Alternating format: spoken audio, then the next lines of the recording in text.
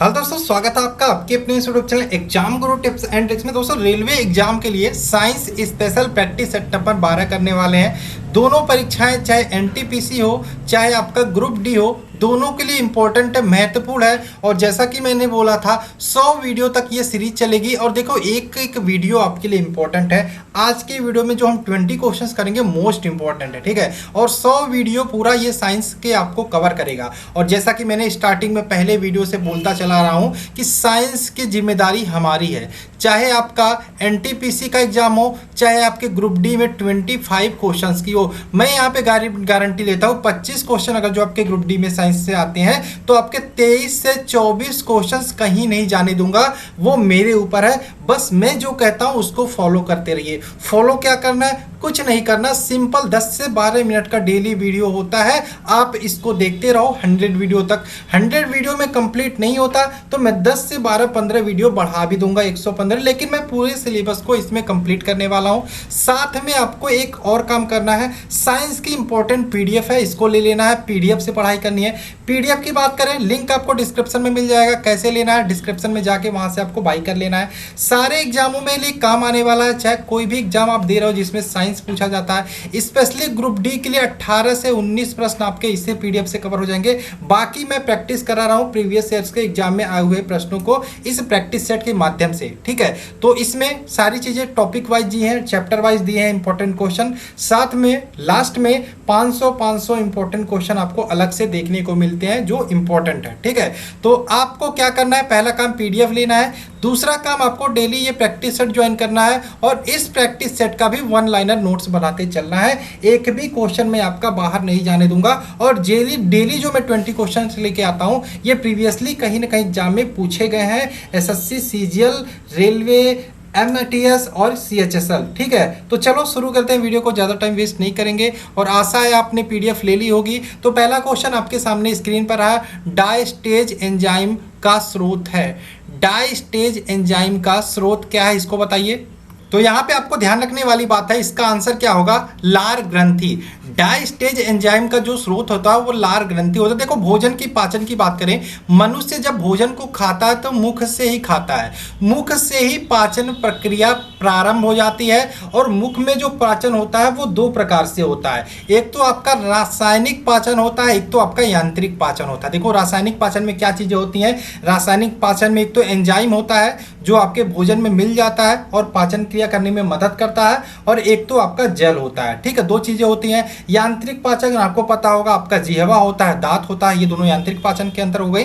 इसी प्रकार से इसमें डायस्टेज एंजाइम जो होता है वो लार ग्रंथि से निकलता है, ठीक है। तो इसका आंसर ऑप्शन नंबर ये हो जाएगा। बाकी हम जैसे हमने सेल का टॉपिक किया, कोशिका का टॉपिक किया, क्वेश्चन जो प्रैक्टिस नंबर 10 था उसमें 20 क्वेश्चन के अलावा पूरे कोशिका के टॉपिक को हमने डिफाइन किया, अच्छे से पढ़ा। इसी प्रकार से डाइजेस्टिव सिस्टम, जब हम पाचन तंत्र का पूरे टॉपिक का टेस्ट लेंगे उसमें हम पूरे पाचन तंत्र से रिलेटेड टॉपिक को क्लियर कर देंगे, ठीक है। तो यहाँ पे नेक्स्ट क्वेश्चन की बात करें, पादप द्वारा बड़ी मात्रा में पेक्षित तत्व क्या है? पादप द्वारा बड़ी मात्रा में, यहाँ पे अपेक्षित है, ये पेक्षित नहीं है। अपेक्षित तत्व कौन सा है? तो ध्यान रखिएगा, पादप द्वारा जो बड़ी मात्रा में जो तत्व ली जाती है वो है नाइट्रोजन होती है। ऑप्शन नंबर बी इसका राइट आंसर हो जाएगा। इसका रीजन क्या होता है? क्योंकि आपको भी पता है जो पौधे होते हैं वो नाइट्रोजन का ही यूज करते हैं, यानी कि नाइट्रोजन को कहाँ से लेते हैं? वायुमंडल से प्राप्त करते हैं, तथा इन्हीं का इस्तेमाल करके वो प्रोटीन तथा न्यूक्लिक अम्ल का निर्माण करते हैं, ठीक है। और ये प्रमुख रूप से उत्तरदायी होता है नाइट्रोजन के लिए, यानी कि पादप द्वारा बड़ी मात्रा में अपेक्षित तत्व जो होता है वो नाइट्रोजन होता है। अब आपको मैंने परसों और कल दोनों वीडियो में बताया था शायद कि एक पौधा होता है, आपने सुना होगा, प्लांट होता है जो क्या खाता है? कीट खाता है। कीट खाता है, कीड़ों मकोड़ों को खाता है। जैसे ही उस पर बैठते हैं वो पौधा बंद हो जाता है। मतलब कई प्रकार से होता है, ठीक है। इसमें कुछ पौधों के नाम अगर जो आप ध्यान रखिएगा जो पूछा जाता है, फ्लाई ट्रैप होता है, एक पूछा जाता है, एक ड्रोसेरा पूछा जाता है, एक पिचर प्लांट। ये तीनों पौधों के नाम याद रखिएगा। अब यहाँ पे ये क्वेश्चन ये बन सकता है, ये पौधे किस जगह पे उगते हैं। ध्यान रखिएगा, ये जो पौधे होते हैं कीट वाले, ये ऐसे जगह पे उगते हैं जहाँ पे जमीन में नाइट्रोजन की कमी होती है। अब ये पौधे कीट क्यों खाते हैं?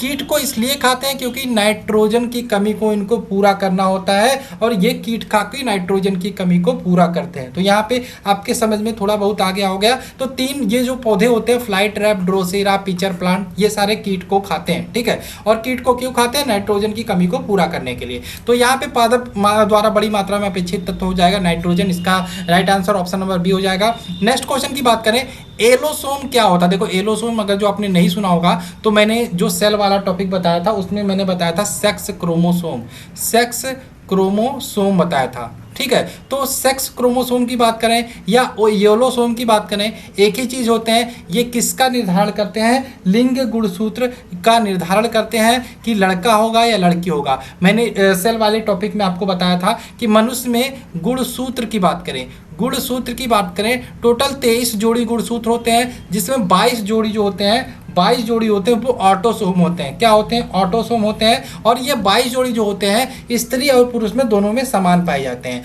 वहीं सेक्स क्रोमोसोम की बात करें या एलोसोम की बात करें, ये एक जोड़ी होते हैं जो लिंग का निर्धारण करते हैं कि बच्चा लड़का होगा या लड़की होगा। तो ये भी आपको पता होना चाहिए, लड़की कब होती है? लड़की जब होती है तो XX गुणसूत्र मिलते हैं, लड़का कब होता है? XY गुणसूत्र मिलते हैं। तो इतने सारे पॉइंट आप यहाँ से ध्यान रखिएगा, ठीक है। आगे चलिए नेक्स्ट क्वेश्चन की बात करें, किसी चीज को अधिक खाने से केवल पृथ्वी पर अधिक जनसंख्या का भरण पोषण किया जा सकता है? किस चीज को अधिक खाने से? तो यहाँ पे इसका ध्यान रखिएगा, वनस्पति उत्पाद इसका राइट आंसर हो जाएगा, ऑप्शन नंबर सी।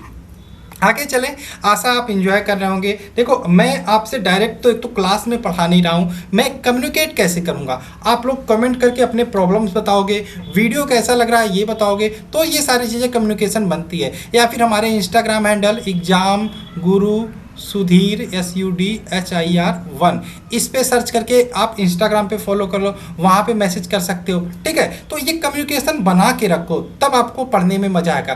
कमेंट करते रहो, लाइक करते रहो, सब्सक्राइब करते रहो, सब्सक्राइब तो किया ही होगा आपने, और एक काम और करते रहो, थोड़ा सा सपोर्ट करो, यानी कि शेयर करते रहो वीडियो को, ठीक है। तो ये सबसे इंपॉर्टेंट है। ये क्वेश्चन है, कुकुरमुत्ता मशरूम की खेती उपयोगी नहीं होती। मशरूम की खेती किस लिए उपयोगी नहीं होती? ध्यान रखिएगा, बायोगैस उत्पादन यहाँ पे सही होता है, बायोगैस उत्पादन के लिए उपयोगी होती है। यहाँ पे कृष्ण अपशिष्ट का पुनर्चक्रण के लिए भी उपयोगी होती है। कैंसर निवारक में भी इसका काम लाया जाता है। आप जहाँ पे मशरूम की खेती होती है वहाँ पे जाके देखोगे बहुत सारी चीज़ें सड़ाई जाती हैं, चीज़ों को सड़ाई जाएंगी तो आपका कृषि अपशिष्ट का पुनर्चक्रण होगा, बायोगैस भी उत्पादन होगा। ये कैंसर के निवारण के लिए भी उपयोगी होती है। लेकिन यहाँ पे ऑप्शन नंबर बी हो, सस्य रोगों के जैविक नियंत्रण में, ये थोड़ा सा गलत है, तो यही आपका राइट आंसर हो जाएगा। नेक्स्ट क्वेश्चन की बात करें, फूल गोभी के पौधों का उपयोगी भाग कौन सा होता है? तो ध्यान रखिएगा, यहाँ पे ऑप्शन नंबर सी इसका राइट आंसर होगा, ताजा पुष्प समूह होता है, यही आपका उपयोगी होता है। नेक्स्ट क्वेश्चन की बात करें, पके हुए टमाटर का लाल रंग किसकी उपस्थिति के कारण आपका लाल होता है? ध्यान रखो, इसके बारे में मैंने पूरा बताया था, एक एक पौधों के बारे में बताया था, गाजर के बारे में बताया था, मैंने आपको चुकंदर के बारे में बताया था, लाल मिर्च के बारे में बताया था, हल्दी किसके कारण पीला होता है इसके बारे में बताया था। ये सारे सीखते रहोगे तब जब आप शुरू से देखते रहोगे। अगर जो आप पहली बार देख रहे हो, प्लेलिस्ट मैंने बना रखी है, एक एक वीडियो आपके इंपॉर्टेंट है, अभी से जुड़ जाओ हमारे साथ, 100 वीडियो तक कंप्लीट करेंगे। तो पके हुए टमाटर का जो लाल रंग होता है वो ध्यान रखिएगा कैरोटीनॉइड के कारण होता है, ठीक है। नेक्स्ट क्वेश्चन की बात करें, पराबैंगनी क्षति, अल्ट्रावायलेट, आपको पता है सूर्य से किरणें निकलती हैं अल्ट्रावायलेट, जो हमारे शरीर को भी नुकसान पहुंचाती हैं, लेकिन ओजोन लेयर पाई जाती है, इसके कारण जो हानिकारक पराबैंगनी किरणें होती हैं वो पहुंच नहीं पाती पृथ्वी तक। अब यहाँ पे ये क्वेश्चन थोड़ा सा डिफरेंट है, पराबैंगनी क्षति से पादपों की रक्षा करने वाला वर्णक कौन सा है? तो इसको ध्यान रखिएगा, फाइकोसाइनिन। क्या है फाइकोसाइनिन? वन लाइनर बना के लिखते चलिए, ऐसे जैसे आपने क्वेश्चन लिखा ये वाला, ऐसे आप लाइन लिखिए फाइकोसाइनिन, इसको आप लिखते चलिए और सोने से पहले एक बार पढ़ लीजिएगा, वीडियो को एक बार दो बार अच्छे से देख लीजिएगा, ठीक। नेक्स्ट क्वेश्चन है, नर पुष्प और स्त्री पुष्प दोनों का जन्म देने वाले पादप क्या कहलाते हैं? तो ध्यान रखिएगा क्या कहलाते हैं यहाँ पे, नर पुष्प और स्त्री पुष्प दोनों को जन्म देने वाले पादप कहलाते हैं उभयलिंगाश्रयी। उभयलिंगाश्रयी, ऑप्शन नंबर सी इसका राइट आंसर होगा। नेक्स्ट क्वेश्चन की बात करें, यदि विश्व के सभी पादप मर जाते हैं सभी पशु किसकी कमी के कारण मर जाएंगे, तो पादप मर जाएंगे, तो सभी पशु यहाँ पे भोजन के कारण मर जाएंगे। ऑप्शन नंबर 20 का राइट आंसर होगा। नेक्स्ट क्वेश्चन की बात करें, विश्व का सबसे अधिक तेजी से बढ़ने वाला जल पादप है, तो ध्यान रखिएगा जल हायसिंथ। जल हायसिंथ आपका तेजी से बढ़ने वाला पादप है विश्व का, और ये पुष्प कैटेगरी में आता है, ये भी ध्यान रखिएगा।